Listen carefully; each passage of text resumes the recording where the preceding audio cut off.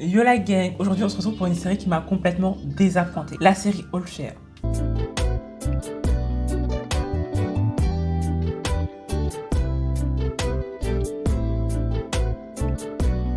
Quand j'ai commencé la série, j'avais trop la vision en fait. Un petit drama juridique en fait, mettant en scène des avocats de l'amour, imperturbables, intelligentes, confrontées à des dossiers improbables en fait. Ça a bien commencé, j'avais trop aimé le début, j'étais là, ah ça m'intéresse en fait, les petits cas et tout.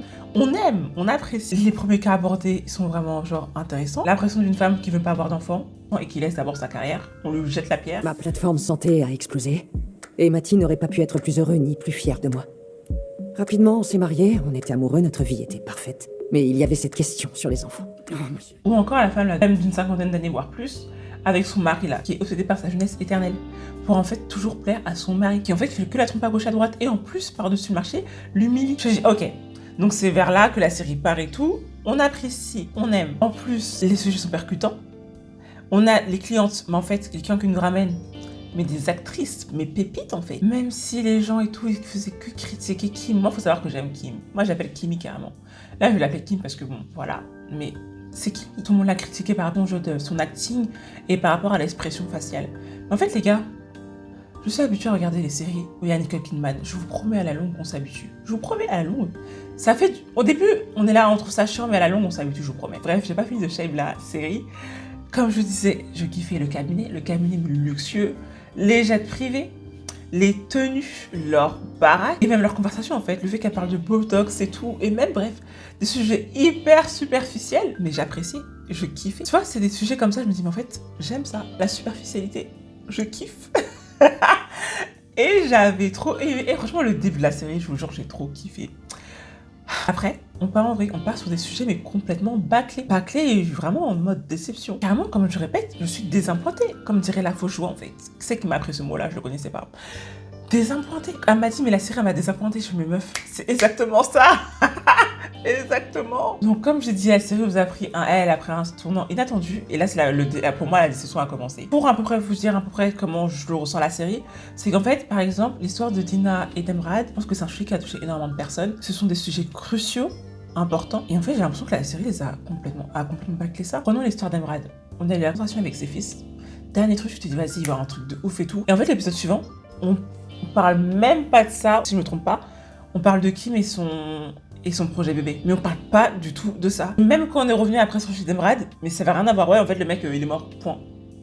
C'est tout. Il y a pas de... Je pensais qu'on allait avoir une enquête derrière, qu'elle allait enquêter... Enfin, elle est enquêtée elle-même, ou genre... je sais pas, mais avec les flics et tout. Enfin, je sais pas. Un truc... plus profond. Et même par rapport à son état psychologique, en fait, techniquement parlant, on sait pas en fait ce qu'elle a. Comment elle va et tout. Bon, forcément, elle va mal. On l'a vu, l'épisode qui a été dédié. Mais après...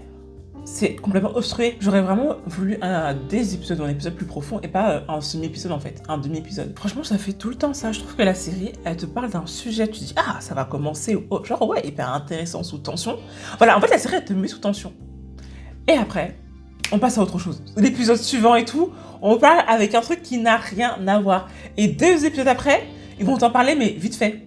Genre Kim et son projet bébé. Auquel elle a fait une dinguerie, tout le monde le sait, mais il n'y a pas eu de répercussion ni rien.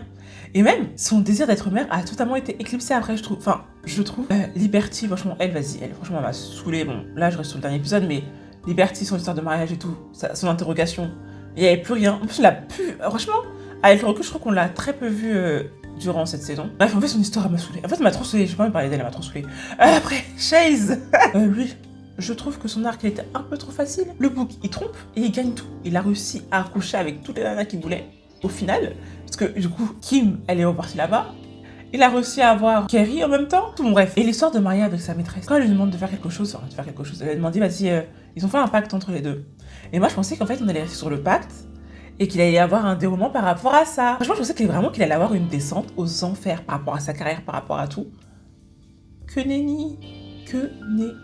Dina, son mari est complètement absent des discussions. Son mari, il part chez le médecin. En fait, on apprend complètement. En fait, sa mort est pour bientôt. Après, il n'y a plus rien. Alors, je crois qu'on la revoit vite fait. Et encore, quand on la revoit vite fait, on n'en parle même pas de ça. Et après, son mari, il est mort. Vraiment, j'ai pas du tout aimé. J'ai pas du tout aimé comment ça a été traité. Et Carrie, son projet de se rapprocher de sa fille. C'est comme en fait, ou peut-être c'était vraiment que elle et elle-même, et que tellement elle est égoïste que peut-être, mais ça m'étonne. Je me suis dit, vas-y, peut-être qu'il va y avoir un sujet là-dessus, tu vois. pas du tout. On a vu sa fille une fois. Je sais que tu t'es déjà fait du mal. Et j'avoue que j'ai peur qu'un jour ça te reprenne. Et comme on est toutes les deux, j'ai peur de ce qui pourrait m'arriver. Si tu décidais de mettre fin à tes jours. En fait, il y avait tellement de matière à faire, tellement de scénarios possibles.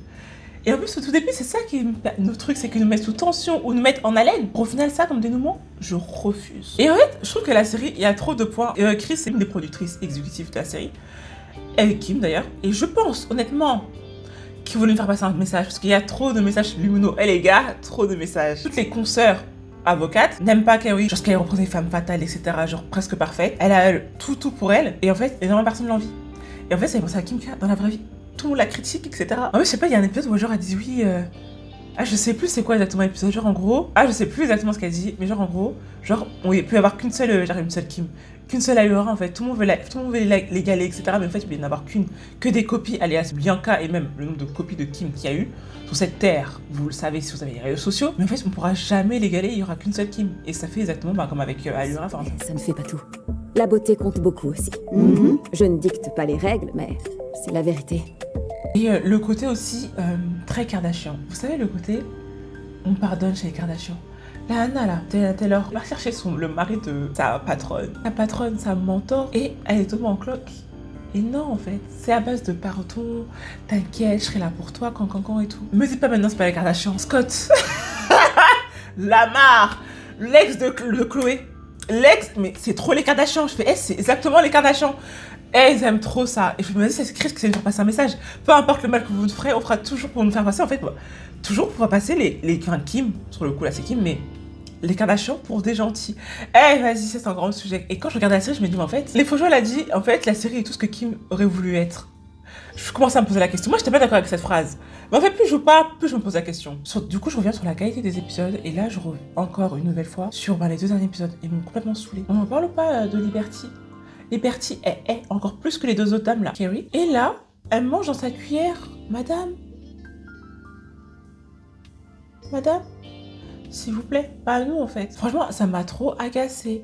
L'histoire avec son mari aussi, bon là sur le coup, j'avoue les filles elles sont un peu déconnées, genre. Peut-être que j'aurais peut-être parlé à son mari, en disant ouais, en fait si tu lui dis pas par contre, ça, on va lui dire et tout, donc t'as pas besoin de lui dire. Parce que là, même là comment elle a réagi, je trouve qu'elle a surréagi, genre meuf c'est bon, ça y est wesh. On peut se... Ouais. Et surtout comment des avocates, s'il vous plaît, répondez-moi à cette question, comment des avocates intelligentes, qui ont des affaires et des affaires, qui sont expérimentées, reconnues dans leur milieu, aussi berné par Carrie. En espace de 30 minutes, s'il vous plaît. Mon espace de 30 minutes, j'exagère. Que là, c'était la série. Mais en espace de quelques instants. Surtout toi, Allura, la meuf, elle a voulu. Elle a pas voulu. Elle a littéralement couché avec ton mari. Et elle a clairement voulu prendre en otage tes embryons. S'il te plaît. S'il te plaît. Là, vous savez qu'elle veut manipuler autrui. Et là, en espace de 2-2, la nana. Moi, elle part en HP, non, elle est même pas partie en HP. Parce qu'au début, je pensais, quand elle était venue récupérer Dina, je pensais que c'était pour l'emmener en HP, mais en fait, non, pas du tout. Franchement, ça m'agace trop. Je suis trop agacée. Je vous jure, la dernière scène, elle m'a trop énervée. Et malgré ça, bien sûr que oui, je vais regarder la saison 2. Bien sûr, en fait. Mais ça pour dire que je suis trop déçue. Et même Sarah, je l'aime. Celle qui joue Carrie. Mais son personnage. Après, je pense que c'est ce que je vais regarder en VF. Honnêtement.